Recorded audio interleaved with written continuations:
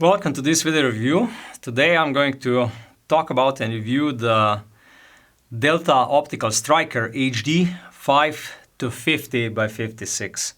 This is I would say a normal F-class target scope. So it's not a tactical scope, even though it has a tactical turrets. It's meant for F-class shooting and similar, I would say, sport shooting. As you probably know, Delta Optical is a company based in Poland. Most of their products, like this one, it's made in Japan, and they built a reputation in the last few years that they are offering probably the best value for money products on the market, and this in terms of sport optics and hunting. And I do agree with this. This particular scope is already on the market for, I would say, 4 or 5 years, something like that. I would need to check exactly, but I think I saw Strykers first in 2016 or 2015 at EVA. However, because they are constantly updating and upgrading their products, I would say that they don't use these names, but I would say this is already a third generation of Stryker HD 5 to 50 by 56. So there was much changed compared to the previous generation. So where are those changes? The first generation had different turrets and different parallax, and normally a different logo. So first thing what they changed from the first to second generation, I think this was in 2018, 2019, was the turrets. So the turrets got a locking function. Now you are able to lock the turret in the position. And from second now to this 2020 model, the third generation, so-called, but this is my internal system. It's not something what Delta would use officially. The parallax adjustment was updated and made much better. So the parallax goes from 10 meters all the way to infinity. And this didn't change much from the previous generations, but now you have a lot more travel than you did on the previous generations. With the turrets, you got the locking function and this really big, nice numbers on top. We're able to see clicks. This is something really nice, because we know that in F-class shooters, there are a lot of them which are usually a bit older than tactical shooters, and they already have, some of them at least have some problems with their eyesight, and these big numbers, they help. Even myself personally, I like big numbers much more than those small when you need to search for them. So if I go through the general specs, the scope is 40 centimeters long and it weighs 1.1 kilograms. So a really big scope with a 34 millimeter objective tube. The price point for it is around 1,750 euros, so about 50 euros more than it was years ago. Not a big change, honestly speaking. It's fully waterproofed, it's sealed, it's fog-proof, filled with nitrogen, and in general, really nicely made.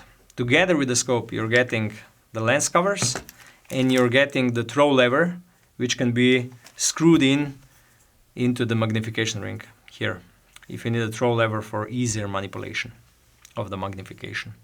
It's made in Japan and it comes with 10 years warranty.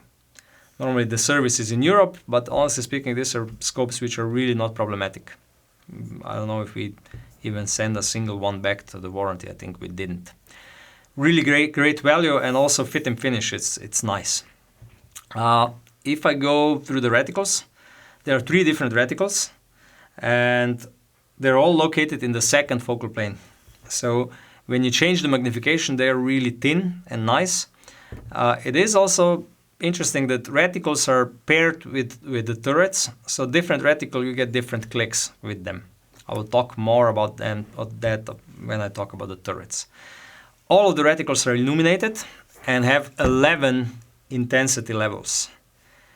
Honestly speaking, you will never need illumination on a F-class target scope like this one, but it's a good bonus that you're getting it anyway, especially for 1,750 euros price point. The turrets, they feature a zero stop. They feature really, I would say, nice, at least in terms of feel nice clicks. They are not really that audible, unfortunately.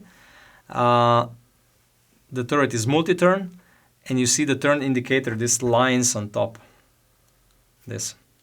So it's not a mechanical turn indicator. Again, at this price point, this isn't a problem really. And you can choose 3 different click values. 1 centimeter, half a centimeter, so 5 millimeters on 100 meters, and this 1/8 MOA. You can see it here, it's written 0.125 MOA. So this is approximately 3.5 millimeters at 100 meters.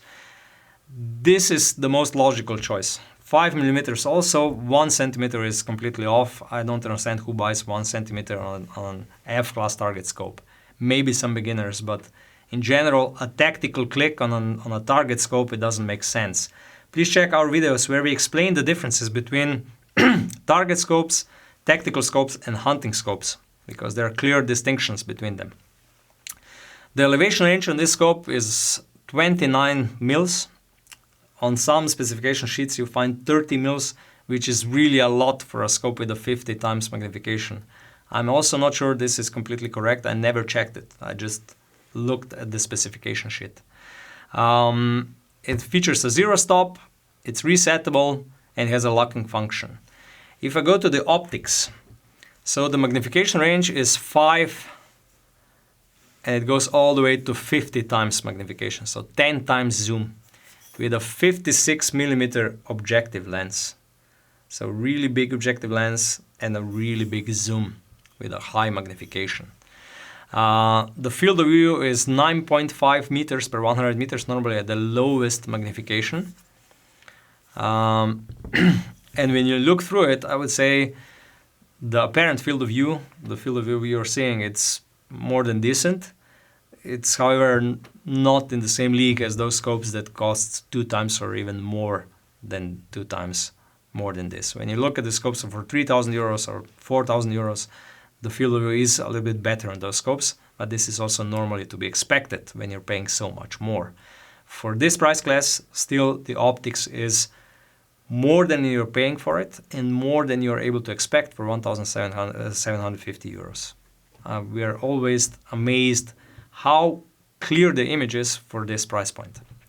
The eye relief is 9 to 10 centimeters. It depends on the magnification, so more than enough. You will not get beaten by a scope, no matter which carabiner you use. And it also features a fast focus. So here you're able to set your diopter setting correctly to your eyes. Okay, we came to the end, and now it's time for sweet and sour, like I do on all the reviews. And I will go through all the features that I really like about this scope, and I will go through the features I think could have been done better. First of all, what I really like is the quality and the features you're getting for this price point. I don't think that anyone can beat Delta on this. 1,750 euros, Japanese-made scope with everything what 95% of all the people will need. I like the improved parallax. It really has a lot of travel, and I like how they listened to the customers and they made the parallax much better. And now it's really, really good. So I really like the parallax. I like the improved turrets, even though they are lacking the mechanical turn indicator. But again, for this price range, this is to be expected. Not many scopes below 2,000 euros feature a mechanical turn indicator. I also like the whole package that you get. What could have been done better? Size and weight, 1.1 kilogram and 40 centimeters. This limits this scope to be used only on open class rifles. On a target TR class of rifles, it's going to be too big and too heavy.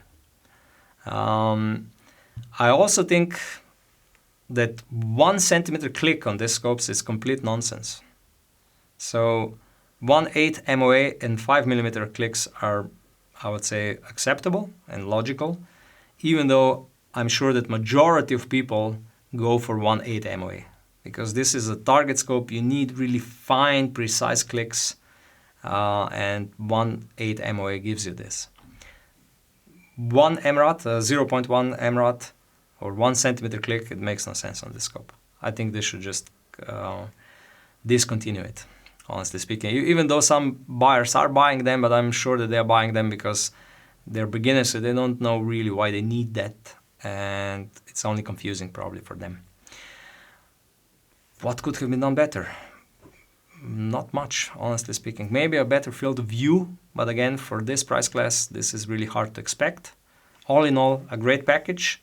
I'm sure that if you're reasonable with your expectations for this price point, you're getting, like the Americans say, best bang for your buck. Thank you for watching. If you have any additional questions, please use the comments below. We'll get back to you, or send us an email, call us, or anything else. Check our other videos. See you in those videos, and if you like us, please subscribe.